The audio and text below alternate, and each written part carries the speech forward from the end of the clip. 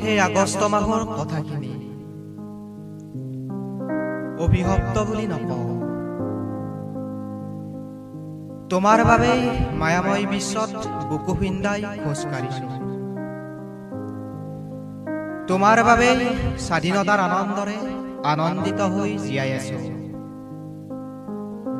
কিন্তু কিয় আজি যেন সকলো পায়ো আমাৰ মনবোৰ পৰাধীনতা? সকলো আনন্দ ধূলিসাৎ হৈ আমাৰ মাজত বিয়পিছে স্বাৰ্থপৰতা। অভিশপ্ত বুলি নকওঁ। আগষ্টত তোমাৰ মহিমা অনন্ত। তোমাৰ বাবেই হয়তো বহুতে পালে নতুন প্ৰেয়সী, মৰম ভাল পোৱা। তোমাৰ বাবেই হয়তো খালী হৈ থকা ৰেস্তোৰাঁ চিনেমা হলবোৰ পূৰ্ণ হ'ল।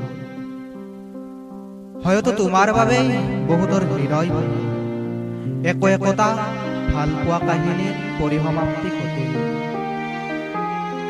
হয়তো বহুতৰ জীৱনবোৰ নিস্তব্ধ হৈ পৰিল। কোনোবাই পান কৰিলে বিষ, কোনোবাই পান কৰিলে মাদক। অভিশপ্ত বুলি নকওঁ। আজি বাৰুকৈয়ে মনত পৰে সেই আগষ্ট মাহৰ কথাখিনি।